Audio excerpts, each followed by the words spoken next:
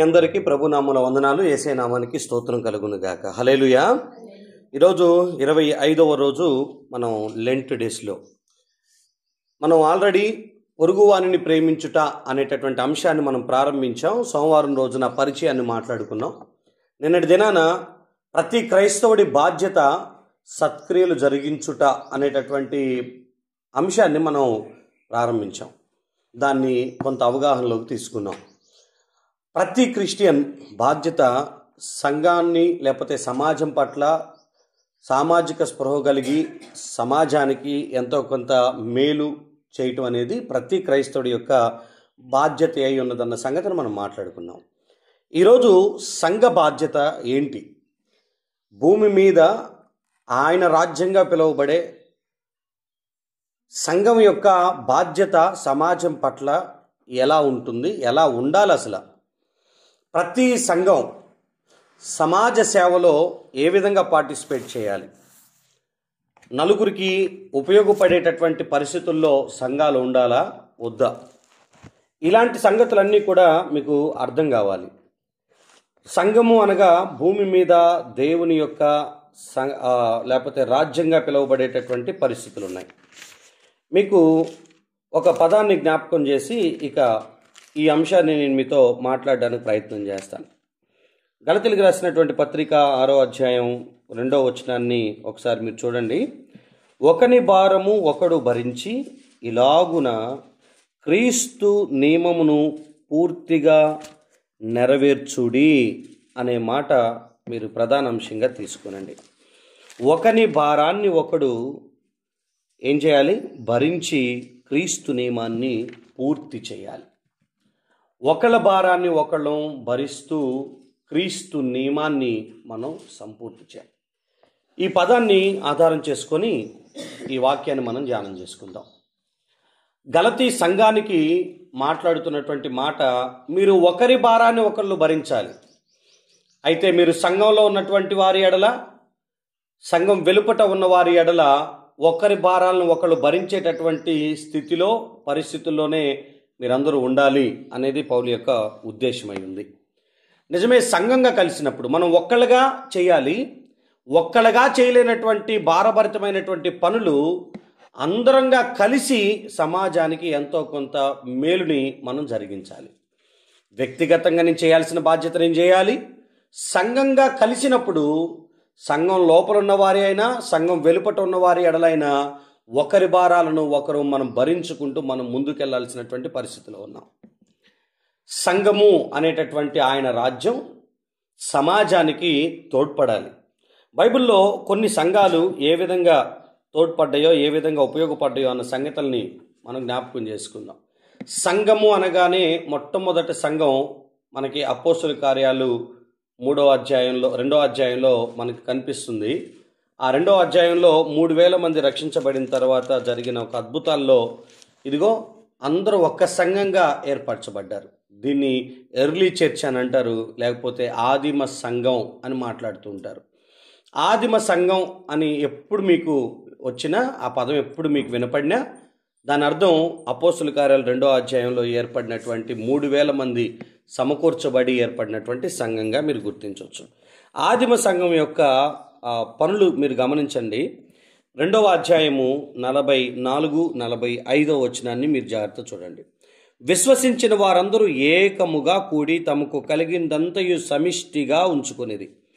ఇదియుగాక వారు తమ స్థిర ఆస్తులను అమ్మి అందరికీ వారి వారి అక్కర కొలది పంచిపెట్టిరి అనే పదం అక్కడ రాసి ఉంటుంది. వారి దగ్గర ఉన్న ధనమంతా సమిష్టిగా ఉంచుకున్నారంట. అక్కరగా ఉన్న వారికి పంచి పెట్టారంట. చూడండి, ఒక దగ్గరికి సొమ్మంతా పోగు చేయటం, అక్కరగా ఉన్న వారికి పంచి పెట్టడం. ఒకళ్ళు, ఇద్దరు, 10 మంది, 30 మంది ఉన్నటువంటి సంఘం కాదు అది. ఇంచుమించుగా ఆ సమయానికే 3000కు పైగా బాప్తిస్మాలు జరిగినాయి. ఒకవేళ 3000 మంది బాప్తిస్మాలు తీసుకుంటే 3000 సంఘం.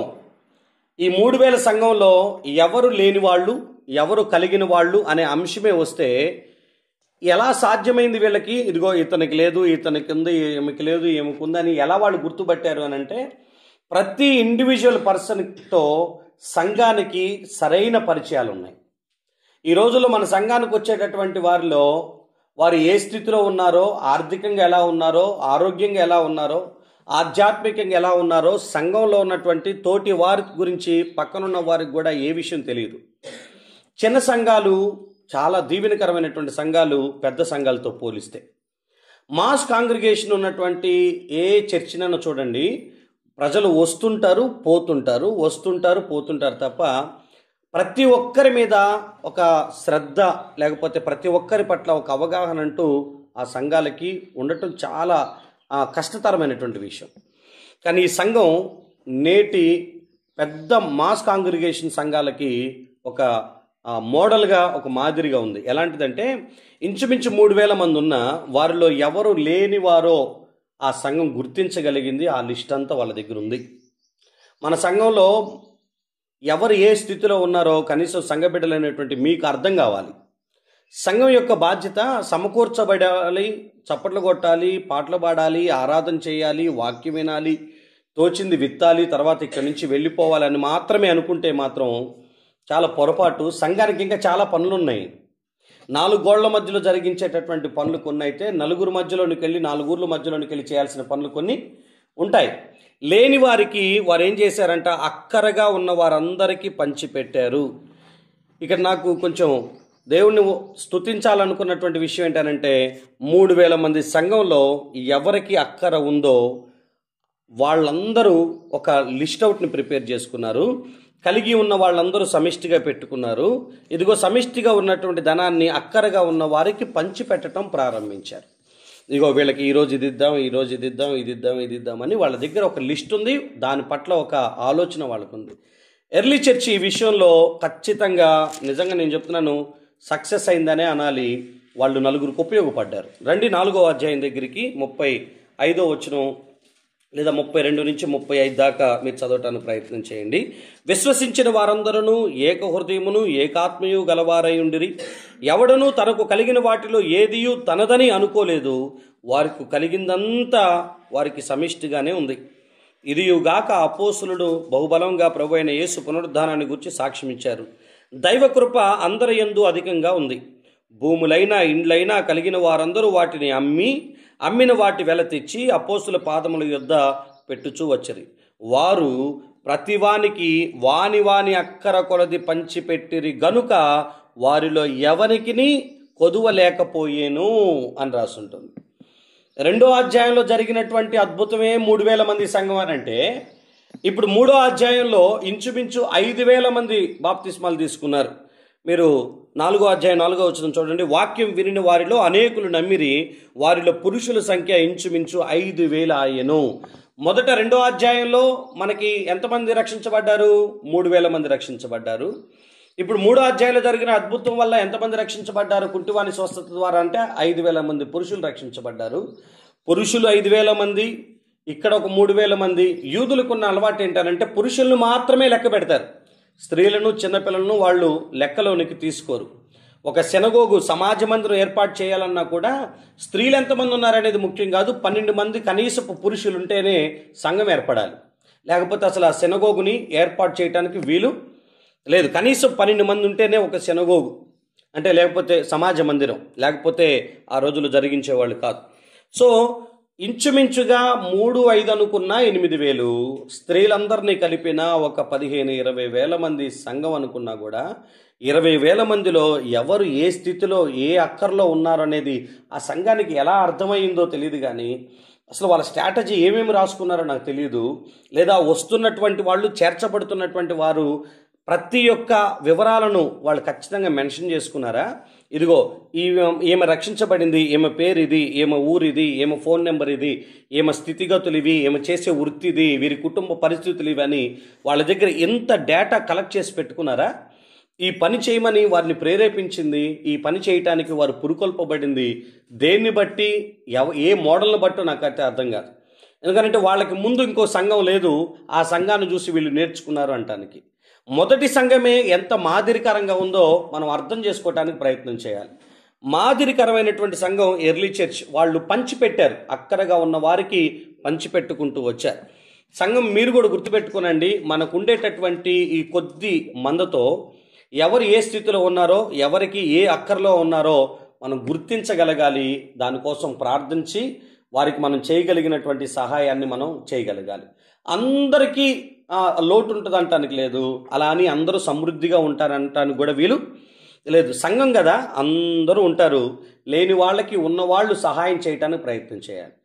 బైబిల్లో నేను ఈ వారంలో చెప్తాను, విశ్వాస గృహంలో చేరిన వారికి మొదటిగా మనం మేలు చేయాలి, ఆ తర్వాత వెలుపట ఉన్న వారికి మనం మేలును జరిగించాలి. సో సంఘంలో ఎవరెవరు ఏ పరిస్థితిలో ఉన్నారో చూడటం, ఆ తర్వాత సమాజంలో ఉన్న వ్యక్తుల కోసం కూడా మనం ఆలోచించటం అనేది మంచి పని. మీకు ఒక్కొక్కళ్ళు ఏ విధంగా చేసేవాళ్ళో 4వ అధ్యాయం 36వ వచనం నుంచి మీరు కొన్ని విషయాలు గమనిస్తే, కుప్రాలో పుట్టిన లేవీయుడగు యోసేపు అను ఒకడుండెను. ఇతనికి అపోస్తులుడు హెచ్చరిక పుత్రుడు అని అర్థమిచ్చు బర్నబా అను పేరు పెట్టి ఉండేది. ఇతడు భూమి గలవాడై ఉండి దానిని అమ్మి దాని వెల తెచ్చి అపోస్తుల పాదముల యొద్ద పెట్టాను. ఈ బర్నబా ఒక్కళ్లే కాదు, బైబిల్లో చాలామంది ఇలాగే జరిగించారు. వారు తమ స్థిర ఆస్తులను అమ్మి, ఇండ్లను అమ్మి అపోస్తుల పాదాల దగ్గర పెట్టి వారి జీవితాన్ని పరిచర్య కొరకు సమర్పించుకున్న వాళ్ళు చాలామంది ఉన్నారు. సో ఈ ఆదిమ సంఘం మనకు మాదిరిగా ఉందన్న సంగతిని గుర్తుపెట్టుకోనండి. రెండో విషయం దగ్గరికి రండి, అపోస్తుల కార్యాలు 11వ అధ్యాయం దగ్గరికి రండి.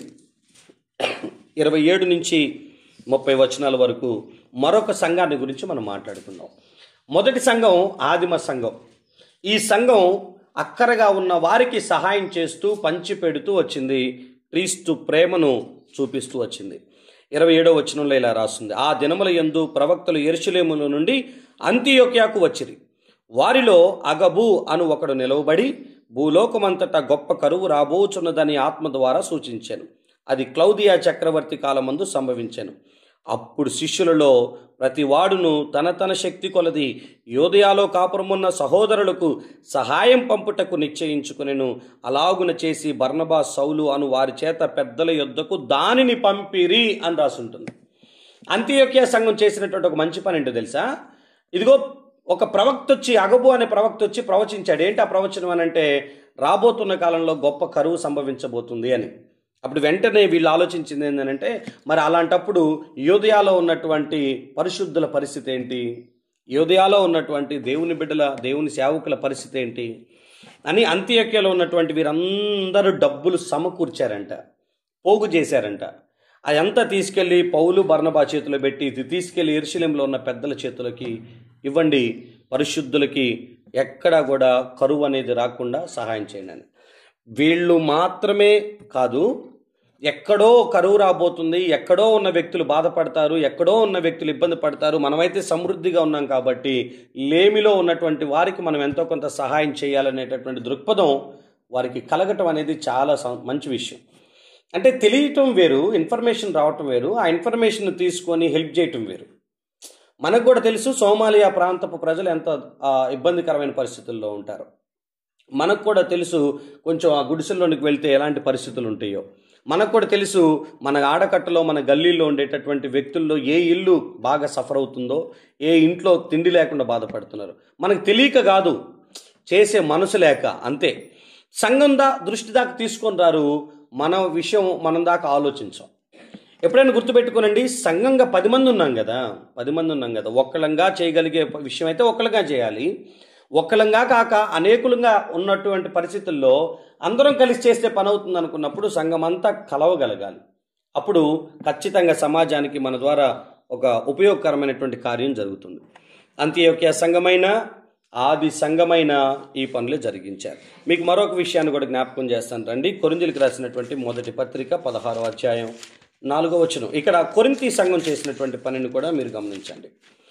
పరిశుద్ధుల కొరకైన చందా విషయమైతే నేను గలతీ సంఘములకు నియమించిన ప్రకారం మీరును చేయండి. నేను వచ్చినప్పుడు చందా పోగు చేయకుండా ప్రతి ఆదివారమున మీలో ప్రతివాడును తాను వర్ధిల్లిన కొలది తన యొద్ద కొంత సొమ్ము నిల్వ చేయాలి. నేను వచ్చినప్పుడు మీరు ఎవరిని యోగ్యులని ఎంచి పత్రికలిత్తురో వారి చేత మీ ఉపకార ద్రవ్యమును యెరూషలేముకు పంపుదును అని అంటాడు. పరిశుద్ధుల కొరకైన చందా, ఇది నేను వచ్చినప్పుడు పోగు చేయొద్దు. ప్రతి ఆదివారాన్ని దానికంటూ ఒక సపరేట్గా పక్కన పెట్టండి. ఇవన్నీ పోగు చేసిన తర్వాత నేను వచ్చినప్పుడు నాతో చెప్పండి, ఎవరు యోగ్యులో వాళ్ళకిచ్చి పంపిస్తాను నేను.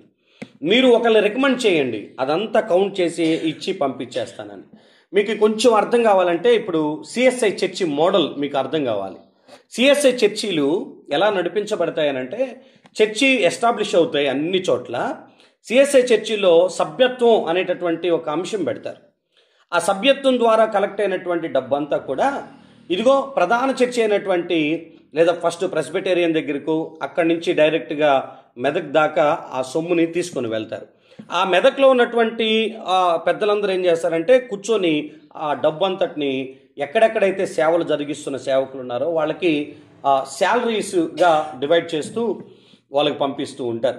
అంటే ఈ సంఘం సేవకుని పోషించినా పోషించకపోయినా వారిచ్చే సభ్యత్వం, ఈ సంఘం ఇచ్చే సభ్యత్వం, ఈ సంఘం ఇచ్చే సభ్యత్వం అంత సమిష్టిగా ఒక దగ్గరకు వస్తే వాళ్ళందరికీ వీళ్ళే జీతాలు పంపించి ఎక్కడ మీకు లేమి లేకుండా మీరు పరిచర్యను ఘనంగా జరిగించండి, మీకు కావాల్సిన ఆర్థిక భరోసా మేము ఇస్తామని సిఎస్ఐ సంఘ వ్యవస్థాపకులు అందరూ కూడా ఈ పద్ధతిని పాటించుకుంటూ వచ్చారు. సో ఈ నేటికి అదే జరుగుతుందనే అనుకుంటున్నాను నేను. సభ్యత్వం కింద ఎంతో కొంత రుసుము సంఘ బిడ్డలు పే చేస్తూ ఉంటారు, దానంతా కలెక్ట్ చేస్తారు, దానికంటూ పెద్దలు ఉంటారు, అవన్నీ రాసుకుంటారు. ఇదిగో ఈ నెల ఎంత వచ్చింది, ఈ నెల ఎంత వచ్చింది అని రాసుకొని సంవత్సరం పాటు పోగు చేసినటువంటి డబ్బుల్ని ఎంత వచ్చినాయి మా సంఘం తరపున అనేది కూడా ఉంటుంది. ఇవి కాక ప్రత్యేకమైనటువంటి కొన్ని అనౌన్స్మెంట్ల ద్వారా కూడా ఇది పోగు చేసి సంఘ అభివృద్ధికి వాళ్ళు ఉపయోగిస్తూ ఉంటారు. పరిశుద్ధుల కొరకైన చందా అనేది ఒకటి ఉండేది. మీకు ఈ మాట జ్ఞాపకం చేస్తున్నాను. భవిష్యత్తులో మీరు ఎప్పుడైనా చూడండి, ఆయా షాపులకు వెళ్ళినప్పుడు ఒక చిన్న బాక్స్ కూడా ఒకటి పెట్టేసి ఉంచుతారు, అనాథ పిల్లల కొరకు అని ఒకటి పెడతారు. మనం షాపింగ్కి వెళ్ళామనుకో పక్కన ఒక బాక్స్ ఉంటుంది, హోటల్కి వెళ్ళామనుకో పక్కన ఒక బాక్స్ ఉంటుంది. ఈ మధ్య జొమాటోలో మీరు ఒకవేళ పొరపాటున ఆర్డర్ చేసుకున్నారనుకో దాని కింద 2-3 ఆప్షన్స్ ఇస్తారు. ఒకటి మా వాడికి ఏమైనా టిప్ ఇస్తావా, ఓ 10 రూపాయలు 20 రూపాయలు అని ఒకటి, ఇంకోటి డొనేషన్ ఏమైనా చేస్తావా అనాథ పిల్లల కొరకు అని డొనేషన్ ఆప్షన్ ఒకటి ఇస్తాడు, ఇదొకటి ఇస్తున్నాడు. మరి వాళ్ళు ఇస్తారో లేదో తెలియదు, కానీ అంటే కొనేవాళ్ళు కూడా ఇస్తాడో లేదో తెలియదు. 2 రూపీసో 5 రూపీసో 10 రూపీసో, కానీ ఆప్షన్ అయితే పెట్టారు. ఆప్షన్ అయితే పెట్టారు. ఎవరు ఇస్తారో ఎవరు అనేది పక్కన పెడితే ఆప్షన్ ఉంది డొనేషన్ కోసం. సంఘాల్లో మనందరం కూడా ఇంతమంది ఉండి ఊరి కోసం మనం ఏం చేయకపోతే, కనీసం సంఘంలో ఉన్నటువంటి సంఘ బిడ్డల కొరకు కూడా మనం ఆలోచించకపోతే కష్టం అవుతుంది. ఒక్కసారిగా ఇవ్వాలంటే ఇబ్బంది అనుకుంటే ఒక బాక్స్ పెట్టుకోనండి, లేదా ఒక రోజు పెట్టుకోనండి, ఆ రోజు కానుకలో అది కూడా ఒక భాగంగా దాన్ని పక్కన పెట్టండి. భవిష్యత్తులో ప్రభు చిత్తం అయితే ఆ పని చేద్దాం, మీరేమి ఇబ్బంది పడను అని అంటే. సంఘంలో ఎవరెవరికి ఏ పరిస్థితులు ఉంటాయో, ఎప్పుడు ఏ కష్టం వస్తుందో తెలియదు. ఇంకా చెప్పాలంటే సంఘ బిడ్డల్లో మనకు తెలుసు, కొంతమంది చనిపోతే కనీసం సమాధి కార్యక్రమం చేసుకోవటానికి కూడా లేనటువంటి పరిస్థితులు కొంతమంది ఎదుర్కొన్న పరిస్థితులు ఉన్నాయి. సో ఆ టయానికి ఎవరో ముందుకు రావాలి. వాళ్ళు లోకస్తులైనటువంటి వాళ్ళు, లేకపోతే కులపు వాళ్ళు, లేకపోతే ఇంకొకళ్ళు ముందుకు వస్తే తప్ప పనులవు. కానీ నేనేమంటానంటే మనం చేయగలిగితే సంఘం 4 రూపాయలు వేసుకొని వాళ్ళకి ఆ కార్యక్రమైనా, లేకపోతే తిండి లేదు సరుకుల విషయమైనా, వాళ్ళ పిల్లలకి చదువుకునే స్తోమత లేదు చదువు విషయంలోనైనా ఏదో ఒక సపోర్ట్ చేయడానికి మనం ప్రయత్నం చేయాలి. సో సంఘంగా మనం చేయాల్సినటువంటి కొన్ని యాక్టివిటీస్ ఉంటాయి. కొరింథీ సంఘం అలాగే చేసింది, అంతియోకియా సంఘం అలాగే చేసింది, ఆది సంఘం అలాగే చేసింది. మరొక సంఘానికి జ్ఞాపకం చేస్తాను రండి. కొరింథీలకు రాసినటువంటి 2వ పత్రిక 8వ అధ్యాయం మొదటి 5 వచనాలను నేను చదువుతున్నాను, వినండి. సహోదరులారా, మాసిదోనియా సంఘములకు అనుగ్రహించబడి ఉన్న దేవుని కృపను గురించి మీకు తెలియజేయుచున్నాను. ఎలాగంటే వారు బహుశ్రమల వలన పరీక్షింపబడగా అత్యధికంగా సంతోషించిరి, మరియు వారు నిరుపేదలైనను వారి దాతృత్వం బహుగా విస్తరించింది. ఈ కృప విషయంలోనూ పరిశుద్ధుల కొరకైన పరిచర్యలోనూ పాలు పొందు విషయంలోనూ మనఃపూర్వకంగా మమ్మను వేడుకొనుచు వారు తమ సామర్థ్యం కొలదియే గాక సామర్థ్యము కంటే ఎక్కువగాను తమంతట తామే ఇచ్చిరని మీకు సాక్ష్యం ఇచ్చుచున్నాను. ఇదియుగాక మొదట ప్రభువుకు దేవుని చిత్తం వలన మాకును తమ్మును తామే అప్పగించుకొని ఇంతగా చేస్తారని అసలు మేము అనుకోలేదు. అసలు ఇంతగా చేస్తారని మేము ఎప్పుడు ఎక్స్పెక్ట్ చేయలేదు. వాళ్ళు నిరుపేదలు, కానీ వాళ్ళు చేసినటువంటి పని మాత్రం ఇదిగో అందరం గుర్తుపెట్టుకోదగిన, అందరం నేర్చుకోగలిగినటువంటి విషయం. 11వ వచనం దగ్గరికి మీరు రండి. తలపెట్టుటకు సిద్ధమైన మనస్సు మీలో ఎలాగు కలిగినో అలాగే మీ కలిమి కొలది సంపూర్తి అగునట్లు మీరు ఆ కార్యమును ఇప్పుడు నెరవేర్చుడి. మొదట ఒకడు స్థిరమైన మనస్సు కలిగి ఉంటే శక్తికి మించి కాదు, కానీ కలిమి కొలదియే ఇచ్చినది ప్రీతికరమవుతుంది. ఈ పదం అంతా వాటి గురించే రాయబడి ఉంటుంది. మనం సంఘంగా చేయాల్సినటువంటి పని ఏంటనంటే, మనం సామర్థ్యం కొలది ఇవ్వాలి. ఇంకా కృప విస్తరించబడితే సామర్థ్యం కంటే ఎక్కువగా కూడా ఇవ్వాలని బైబిల్ మనకు బోధించింది. సంఘం బాధ్యత. మాసిదోనియా సంఘం నిరుపేదలే, కానీ దాతృత్వం విషయంలో మాత్రం వాళ్ళు చాలా గొప్ప స్థితిలో ఉన్నారు. వాళ్ళు చాలా క్లియర్గా రాయబడినటువంటి పదం, వాళ్ళు విశ్వాసంలోనూ ఇచ్చుటలోనూ భాగ్యవంతులు. ఈ మాట యాకోబు గారు ఒక పదాన్ని ఉపయోగిస్తారు. చూడండి, యాకోబు రాసిన పత్రిక 2వ అధ్యాయం 5వ వచనం దగ్గర చూడండి. నా ప్రియ సహోదరులారా ఆలకించండి. ఈ లోక విషయంలో దరిద్రులైన వారిని విశ్వాసమందు భాగ్యవంతులుగాను, తను ప్రేమించు వారికి తన వాగ్దానము చేసిన రాజ్యమునకు వారసులుగాను ఉండుటకు దేవుడు ఏర్పరచుకోలేదా? ఇక్కడ రాయబడిన మాట విశ్వాసమందు భాగ్యులు అన్నట్లుగా ఇచ్చుటలో భాగ్యం, విశ్వాసంలో భాగ్యవంతులు, ఆధ్యాత్మికతలో భాగ్యవంతులైనటువంటి వారు నిరుపేదలైనా కూడా ఈ స్థితిలో ఇచ్చుటలో మాత్రం వీళ్ళు భాగ్యవంతులే. ఇచ్చే విషయంలో వీళ్ళకి మించిన వాళ్ళు లేరు. మాసిదోనియా అనగానే మీకు 3-4 పేర్లు గుర్తు రావాలి. మాసిదోనియా, అకయ, బెరయ, ఫిలిప్పు, తెస్సలోనిక. ఇవన్నీ ఒక ఏరియా ప్రాంతాలు. వీళ్ళందరూ నిరుపేదలే. గుర్తుపెట్టుకోండి, మాసిదోనియా, అకయ, బెరయ, తెస్సలోనిక, ఫిలిప్పి, ఇవన్నీ కూడా ఒక ప్రాంతపు ఒక ఏరియాలో ఉండేటటువంటివి. వీళ్ళందరూ నిరుపేదలే, కానీ వాళ్ళు ఇచ్చే విషయంలో మాత్రం చాలా గొప్ప స్థితిలో వాళ్ళు ఉన్నారు. ఫిలిప్పీలకు రాసినటువంటి పత్రిక 4వ అధ్యాయం దగ్గరికి మీరు రండి. 4వ అధ్యాయం దగ్గరికి రండి. ఆయన ఒక్కొక్క పదాన్ని ఏ విధంగా మాట్లాడాడో మీరు గమనించండి. 15వ వచనం దగ్గర నుంచి, ఫిలిప్పీలారా, సువార్తను నేను బోధింపనారంభించి మాసిదోనియాలో నుండి వచ్చినప్పుడు ఇచ్చు విషయంలోనూ పుచ్చుకొని విషయంలోనూ మీరు తప్ప మరి ఏ సంఘపు వారును నాతో పాలివారు కాలేదని మీకే తెలియను. అది అండర్లైన్ చేసుకోనండి. ఇచ్చు విషయంలో పుచ్చుకొని విషయంలో మీరు తప్ప మరి ఏ సంఘపు వారు నాతో పాలివారు కాలేదు. ఎలాగంటే తెస్సలోనికలో కూడా మీరు మాటి మాటికి నా అవసరం తీర్చుటకు సహాయం చేశారు. నేను ఈవిని ఆపేక్షించి ఇలా చెప్పట్లేదు, కానీ మీ లెక్కకు విస్తార ఫలము రావాలనని ఆపేక్షించి చెప్పుచున్నాను. నాకు సమస్తమును సమృద్ధిగా కలిగి ఉన్నది. మీరు పంపిన వస్తువులు ఎపఫ్రోదీతు వలన పుచ్చుకొని ఏమీ తక్కువ లేకుండా ఉన్నాను. అవి మనోహరమైనవి, సువాసనయు, దేవునికి ప్రీతికరమును ఇష్టమునైన యాగమునై ఉన్నవి అనేటటువంటి పదాలు అక్కడ మీకు రాయబడి ఉంటాయి. సో వీటిని బేస్ చేసుకొని మనం ఈ సంఘపు వాళ్ళు చేసిన పనిని గుర్తు చేసుకోవాలి. ఇచ్చు విషయంలో ఫిలిప్పీ సంఘం మాటి మాటికి సేవకుడి యొక్క సహాయార్థం కొన్ని ఆహార వస్తువులు, ఏది తక్కువ లేకుండా ఉండేటటువంటి కానుకలు వాళ్ళు ఇచ్చి పంపిస్తూ ఉండేటటువంటి పరిస్థితి వాళ్ళకు ఉంది.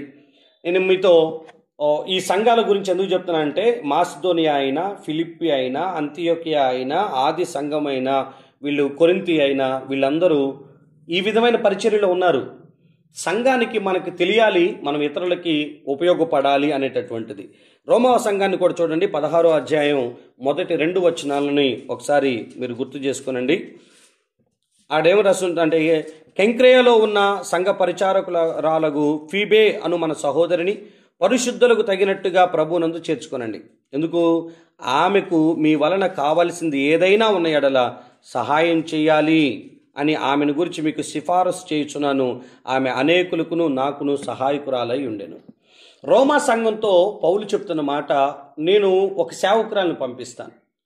ఆమె అనేకులకి నాకు సహాయం చేసిన అమ్మాయి, ఆ స్త్రీ. ఆమెకి సంఘమా మీరు సపోర్ట్ చేయాలి, మీరు సహాయం చేయాలి. సంఘం నేను పంపబోతున్న సేవకులకి సపోర్ట్గా నిలబడండి, వాళ్ళు మీ నిమిత్తం వస్తున్నారు అని, మీకు పరిచర్య చేయటానికి వస్తున్నారు అని. రోమా సంఘానికి పౌలు బోధిస్తున్న బోధ, మీరు సహాయకులుగా ఉండండి, ఇచ్చేవారిగా ఉండండి అనేటటువంటి పదాన్ని ఆయన మాట్లాడుతూ వస్తుంటారు. సో రోమా సంఘం కూడా ఈ విధమైన పరిచర్యలోనే ఉంది. అపోస్తుల కార్యాలు 20వ అధ్యాయం దగ్గరికి మీరు రండి. అపోస్తుల కార్యాలు 20వ అధ్యాయం దగ్గరికి రండి. 35వ వచనాన్ని చూడండి. మీరును ఇలాగు ప్రయాసపడి బలహీనులను సంరక్షింపవలననియు పుచ్చుకొనుట కంటే ఇచ్చుట ధన్యమని ప్రభువైన యేసు చెప్పిన మాటలు జ్ఞాపకం చేసుకొనవలనని అన్ని విషయంలో మీకు మాదిరి చూపి తిని అని చెప్పాడు. సో ఇక్కడ సంఘంతో మాట్లాడుతున్నటువంటి మాట, అంటే ఎఫెస్సులో ఉన్నటువంటి సంఘంతో మాట్లాడుతున్నటువంటి మాట ఏంటనంటే, ఇదిగో మీరు ఖచ్చితంగా ఇచ్చువారై ఉండాలి, బలహీనులను సంరక్షించాలి, మీరు ప్రయాసపడి బలహీనులను సంరక్షించాలి, పుచ్చుకొనుట కంటే ఇచ్చుటే ధన్యము అన్న పదాన్ని మాట్లాడతారు. బలహీనుల్ని సంరక్షించటం, సేవకుల్ని పోషించటం, లేదా పరిశుద్ధుల కొరకైన చందాను పోగు చేయటం, అక్కరగా ఉన్న వారికి పంచిపెట్టడం, కరువు రాబోతున్న ప్రాంతాలకు సపోర్ట్ చేయటం అనేది సంఘం చేసినటువంటి పని. ఇది బైబిల్లో ఉన్నటువంటి సంఘాల లిస్టుని మాట్లాడాను. ఎఫెస్సు, రోమా, మాసిదోనియా, ఫిలిప్పు, కొరింథీ, అంతియోకియా, ఆది సంఘం ఇవన్నీ ఇలాగే జరిగించారు. ఇప్పుడు మీకు బయట జరిగినటువంటి కొన్ని విషయాలు చెప్తాను, వినండి. మిషనరీ సంస్థలన్నీ కూడా ఈ పనుల్లోనే ఉన్నారు. మీకు ఇంగ్లాండ్ బాప్టిస్ట్ మిషనరీ సంస్థ, లేకపోతే మీకు అమెరికన్ బాప్టిస్టు సంఘాలు, వీళ్ళందరూ ఇచ్చుట నేర్పించారు. మీకు తెలుసా, అమెరికాలో ఉండేటటువంటి సండే స్కూల్ పిల్లలందరూ కూడా వాళ్ళ పాకెట్ మనీని కానుకగా సండే స్కూల్లో వేస్తే ఆ డబ్బంతా పోగు చేసి భారతదేశంలో బోర్లేపించినటువంటి రోజులు ఉన్నాయి. నేను బీహార్ ప్రాంతానికి వెళ్ళాను. ఆ బీహార్ ప్రాంతంలో మమ్మల్ని ఒక గ్రామానికి తీసుకొని వెళ్ళారు. అక్కడ ప్రార్థన ఏర్పాటు చేశారు. మేము ఆ ఊర్లోకి రాగానే ఒక బోరింగ్ కనిపించింది. ఆ బోరింగ్ మీద ఎవరు ఈ యొక్క బోరింగ్ వేపించారో ఒక చిన్న ప్లేట్ రాసింది. ఆ ప్లేట్ చూస్తే మిషనరీసు సండే స్కూల్ పిల్లలు పోగు చేసినటువంటి డబ్బులతో ఆ పని జరిగించారని దాని ఫోటో తీసుకొని సుమనన్న దాన్ని ఎక్స్ప్లెయిన్ చేస్తూ, అయ్యా ఇది విషయం అని చెప్పేసి దాని గురించి మాట్లాడుతున్నారు. ఎక్కడో ఉన్నటువంటి సండే స్కూల్ పిల్లలు వాళ్ళు వేసినటువంటి కానుక అంతటిని పోగు చేసుకొని ఇగో భారతదేశం లాంటి ప్రాంతాల్లో ఎక్కడైతే అక్కరుందో అక్కడ వారికి మేలు చేయడానికి ప్రయత్నం చేశారు. ఈ రోజుల్లో చాలామంది తప్పుగా మాట్లాడుతున్న విషయం ఏంటంటే, వీళ్ళు మతం మార్చడం కోసం డబ్బులు ఇస్తున్నారు, మతం మార్చడం కోసం సహాయం చేస్తున్నారు అనే వాదన తీసుకొని వచ్చారు. మతం మార్చబడటం కోసం చేయటం కాదు, మనం నమ్మిన విశ్వాసంలో భాగం ఏంటంటే మనం పొరుగువాడి కోసం కూడా బ్రతకటం. తేడా అర్థం కావాలి. వాడు నమ్ముతాడని, వాడు దేవుళ్ళలోకి వస్తాడని కాదు ఆ పని చేసింది. వాడు మనిషి కాబట్టి, వాడికి అక్కరుంది కాబట్టి సంఘం ఆ బాధ్యతని నెరవేర్చింది. సిఎస్ఐ సంఘాల్లో ఉన్నటువంటి పాస్టర్ని ఈరోజు పాస్టర్ని పిలిచిన, ఒకప్పుడు పంతుళ్ళు అని పిలిచేవాళ్ళు. ఎందుకు పిలిచేవాళ్ళు అంటే వాళ్ళకి చదువు చెప్పేటటువంటి ఒక పని ఉండేది. ఆదివారం సంఘం, సోమవారం నుంచి శనివారం దాకా స్కూల్ రన్ చేయాలి, ట్యూషన్ రన్ చేయాలి, పిల్లలకి చదువు చెప్పాలి. అందుకని వాళ్ళ పంతులు అనేవాళ్ళు. వాళ్ళ భార్య మెడికల్ కోర్స్ చేపించేవాళ్ళు, ఆమె వైద్యం చేసేది, ఏనేమో చదువు చెప్పేవాడు. ఆదివారం అయితే ఇద్దరు కలిసి మందిరంలో వాళ్ళు వాడబడేవాళ్ళు. ఈ రోజుల్లో పరిస్థితులు ఎంటైర్గా మారిపోయి, ఇప్పటికీ ఏ సిఎస్ఐ పాస్టర్ గారి యొక్క భార్య గారిని చూసినా వాళ్ళు ఏదో ఒక నర్సింగ్ ఫీల్డ్లో ఉంటారు, మెడికల్ ఫీల్డ్లో ఉంటూ ఉంటారు. కారణం ఏంటంటే అది ఫస్ట్ నుంచి వస్తున్నటువంటి పద్ధతి. ఎందుకు? వాళ్ళు బ్రతకడం కోసమా? కాదు, వాళ్ళు ఇతరులకి ఉపయోగపడటం కోసం. మీరు వెళ్తున్న గ్రామాల్లో ఇదిగో ఇలాంటి పరిస్థితులు ఉంటాయి, వాళ్ళకి మీరు ఏమంటారు, వైద్యపరంగా సహాయం చేయండి, విద్యపరంగా సహాయం చేయండి. ఇంతతో ఆగలేదు. వాళ్ళు మెడిసిన్స్ పంచడంతోనో వైద్యం అందించడంతోనో ఆగిపోలేదు, చదువు చెప్పడంతోనో ఆగిపోలేదు. వాళ్ళు స్కూల్స్ పెట్టారు, వాళ్ళు హాస్టల్స్ పెట్టారు, వాళ్ళు వస్త్రాలు పంచారు, వాళ్ళు ఆహారం పెట్టేవాళ్ళు. ఇవన్నీ ఎందుకు చేసేవాళ్ళు అంటే తినటానికి కూడా లేక లైన్లో నిలబడి నీ కాలు ముక్త బాంచన్ అనేటటువంటి రోజుల్లో ఈ తెలంగాణ ప్రాంతంలో ఉన్నటువంటి పరిస్థితులు గడిచినాయి. వాళ్ళు ఇచ్చేది తీసుకొని పొద్దునుంచి రాత్రి దాకా కష్టం చేసినా లైన్లో నిలబడి చేతులు జాపి వాళ్ళ దగ్గర నుంచి ఎంతో కొంత తీసుకొని ఇంటికి వచ్చి వండుకునేటటువంటి కాలాల్లో ఈ సంఘాలు అంత ముద్ద పెట్టాయి, కొంచెం బట్టనిచ్చాయి, చదువు చెప్పాయి, వైద్యం అందించాయి. ఈ పనులన్నీ కూడా సంఘాలు చేశాయి. ఈ రోజుల్లో ఏ సంఘానికి సామాజిక స్పృహ లేదు, సమాజం పట్ల ఒక బాధ్యత లేదు. సంఘమంతా కలిసి ఊరి కోసం ఈ పని చేశారని ఏ కంగారు లేకుండా ఒక్కటి చెప్పగలుగుతాం మనం. మేము సంఘంగా మా ఊరి కోసం ఇది చేసామని చెప్పగలిగే పరిస్థితులు మనకుంటే సంఘం క్రైస్తవ్యాన్ని ఎందుకు ద్వేషించింది చెప్పండి? సంఘము అని అంటే మత మార్పిడి చేసేటోళ్ళు అనే ముద్ర పడిపోయింది తప్ప వీళ్ళు సమాజానికి ఉపయోగపడేటోళ్ళు అన్న ముద్ర లేదు మనకి. సో మరలా బైబిల్ ప్రకారమైనటువంటి సంఘాలుగా మన సంఘాలు ఉండునుగాక. సో ఇతరులకి ఉపయోగపడేటట్లు, ఇతరులకి సహాయం చేసేటట్లుగా మనం పనిచేయాలి. అయితే సంఘం వెలుపట లేదా సంఘం లోపట ఎవరికి సహాయం చేయాలనేది రేపటి దినాన మనం మాట్లాడుకుంటాం. ఎవరెవరికి మనం సహాయం చేయాలి, ఆ తర్వాత ఏ విధమైనటువంటి ఆశీర్వాదాలు మనకు వస్తాయి ఇలా సహాయం చేసుకుంటూ వెళ్తే అనేటటువంటి విషయాలు కూడా మనం మాట్లాడుకుందాం. సో ఇంతవరకు 2 విషయాలు మీకు అర్థం కావాలి. సంఘ బాధ్యత ఏంటి, వ్యక్తిగత బాధ్యత ఏంటి అనేది మీకు అర్థం కావాలి. రేపటి దినాన మరొక అంశంతో మాట్లాడుకుందాం. ప్రభు ఈ మాటలు దీవించునుగాక.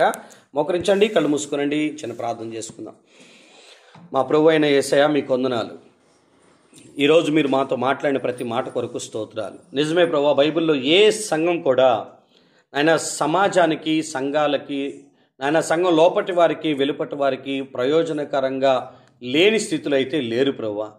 కేవలం ఈ కాలపు సంఘాలే నాయన ఒక్కరే బ్రతుకుతున్నారు, పాస్టర్ గారే బ్రతుకుతున్నారు, లేకపోతే నాయన మా బ్రతుకులు మేమే చూసుకుంటున్నాం తప్ప సంఘంలో ఉన్నటువంటి వారు ఏ స్థితిలో ఉన్నారో, ఏ పరిస్థితిలో ఉన్నారో అని నా తోటి సంఘ విశ్వాసుని గురించిన ఆలోచన, చింత నాకు లేకుండా పోతుంది.